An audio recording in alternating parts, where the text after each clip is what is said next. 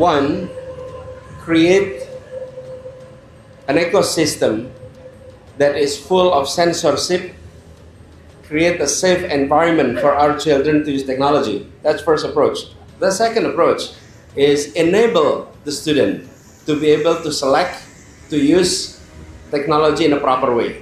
The combination of both is needed, and that's the approach we should do.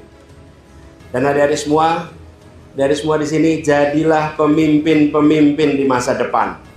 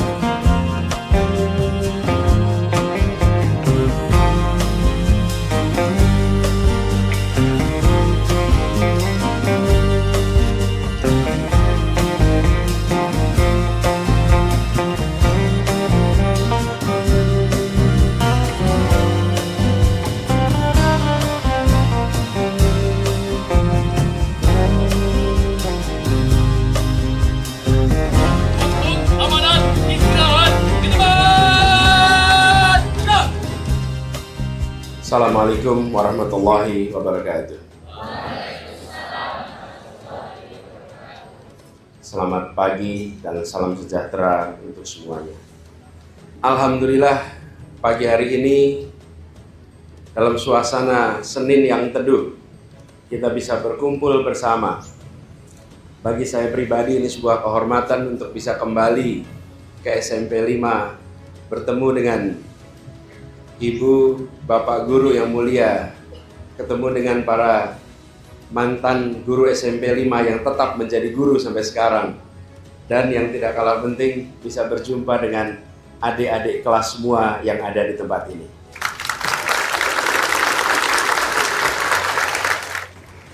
Saya panggilnya Nak atau Dek ya? Adik-adik aja ya? Adik-adik aja, karena kita di sini bicara saya sebagai kakak kelas dan yang kumpul di sini sebagai adik-adik semua di sini.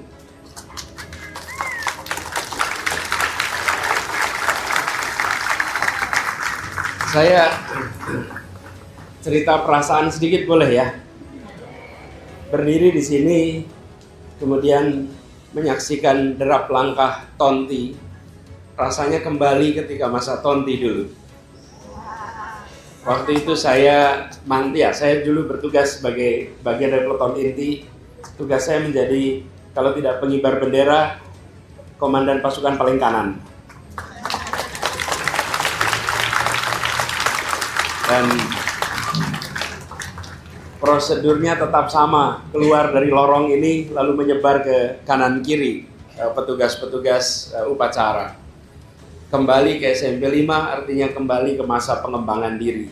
Karena itu adik-adik semua, saya ingin berbagi sedikit sebagai senior, sebagai kakak kelas. Adik-adik belajar di sebuah SMP yang insya Allah salah satu SMP yang terbaik di negeri ini.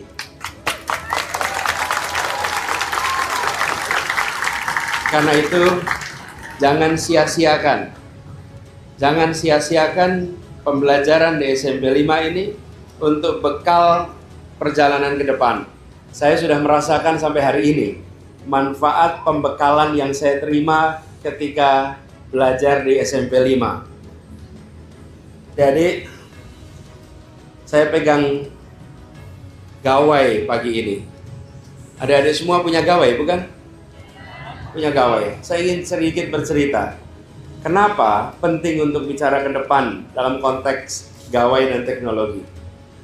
Jadi, pernahkah membayangkan kalau gawai yang ada di genggaman tangan adik-adik ini itu merupakan komputer yang lebih canggih daripada komputer yang digunakan untuk manusia pertama sampai ke bulan dan kembali ke bumi? komputer yang digunakan untuk pesawat ulang-alik itu dibandingkan dengan HP yang Anda pegang, jauh lebih rumit, jauh lebih kuat HP yang Anda pegang. Beberapa dekade yang lalu, komputer berukuran besar dan hanya mampu melakukan penghitungan sederhana. Sekarang, ukurannya sangat kecil, tapi memiliki kemampuan ribuan kali lebih kuat. Dan mungkin teman-teman semua, adik-adik semua, akan bisa mengakses informasi, bisa komunikasi, bisa kreasi di dalam genggaman tangan. Karena itu, saya ingin berbagi soal ini untuk adik-adik antisipasi ke depan. Betapa meruginya adik-adik semua, siswa SMP, apabila hanya menggunakan gawai ini untuk hiburan dan untuk kesenangan. Merugi kalau ini untuk hanya hiburan dan kesenangan. Ini adalah sebuah alat yang bisa menciptakan karya-karya luar biasa.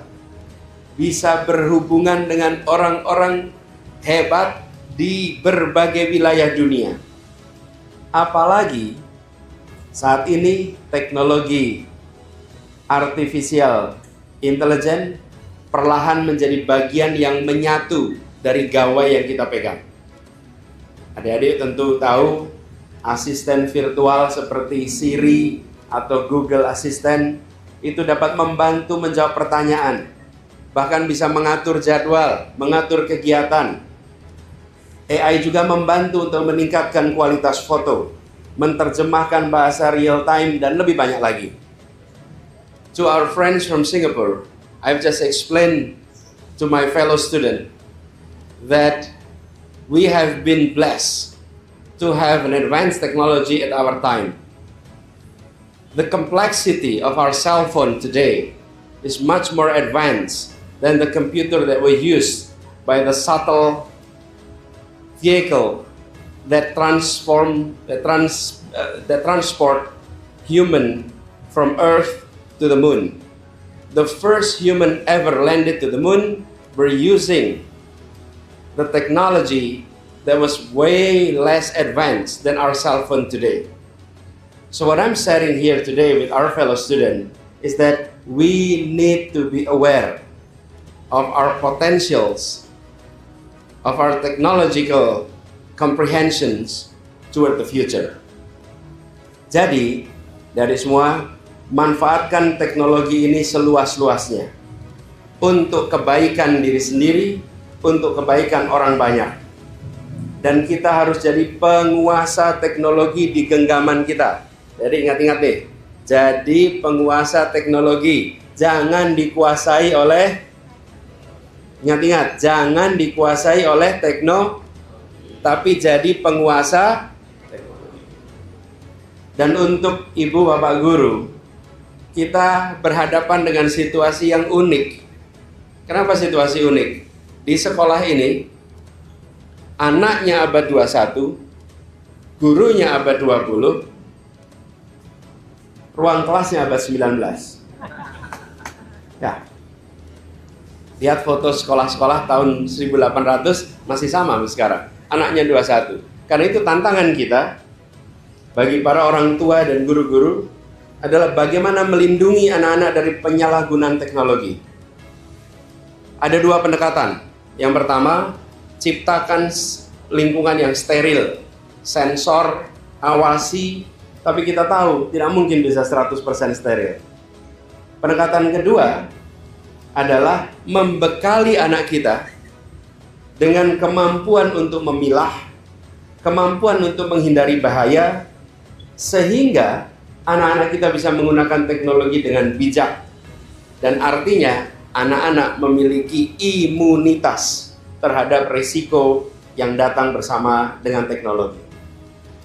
Menjadikan lingkungan lebih steril, membuat anak jadi imun, keduanya harus dilakukan secara beriringan. Tidak bisa hanya salah satu, kita kerjakan dua-duanya. Dan kita bantu anak-anak kita menjadi pemimpin di masa depan yang fasih menggunakan teknologi untuk kebaikan banyak orang. I've just explained to our fellow student that we have to approach in facing this technological advancement.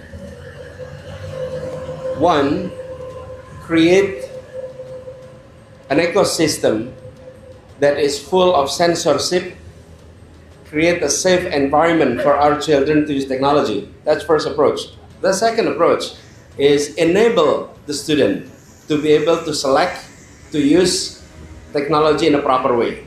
The combination of both is needed, and that's the approach we should do. Dan adik-adik semua, di sini, jadilah pemimpin-pemimpin di masa depan. Siap? Memimpin artinya diikuti. Kenapa seseorang disebut pemimpin? Karena diikuti. Buat adik-adik semua, aktiflah. Ini pesan dari kakak kelas yang dulu pernah merasakan sekolah di SMP 5. Pelajaran di kelas Anda harus aktif, tapi juga di luar kelas harus aktif. Jangan hanya aktif di ruang kelas, tapi harus aktif di luar kelas. Ikuti ekstrakurikuler, apapun itu. Ikuti kegiatan OSIS, ikuti kegiatan-kegiatan yang lain. Jadilah siswa SMP 5 yang sibuk, jangan siswa SMP 5 yang waktunya longgar. Kalau Anda sibuk, berarti Anda siswa SMP 5 yang baik.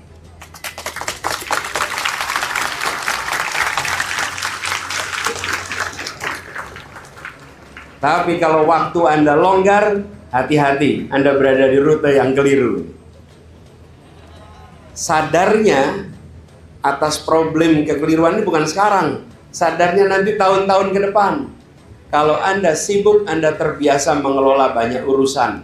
Anda terbiasa mengelola waktu. Terbiasa mengelola berbagai macam kepentingan. Nanti ke depan itu bekal kepemimpinan yang luar biasa buat adik-adik semua. Semua yang ada di SMP 5 cita-citanya tinggi. Betul tidak? Tinggikan cita-cita itu. Buat cita-cita makin tinggi lagi. Dan dengan bekal dari ibu bapak guru di sekolah, bimbingan orang tua, dan aktivitas yang banyak selama adik-adik sekolah di SMP 5, insya Allah cita-cita itu bukan hanya tercapai. Insya Allah adik-adik akan bisa melampaui cita-cita adik-adik semua. Terima kasih kepada para alumni yang sudah selama ini bekerja luar biasa, ikut membantu di dalam kemajuan SMP 5. Semoga apa yang dikerjakan oleh para alumni yang aktif menjadi inspirasi dan dibalas dengan lipat pahala kepada semua yang terlibat. Beri tepuk tangan untuk para alumni-alumni yang aktif ada di sini. Nih, kelihatan seragamnya nih, alumni komite.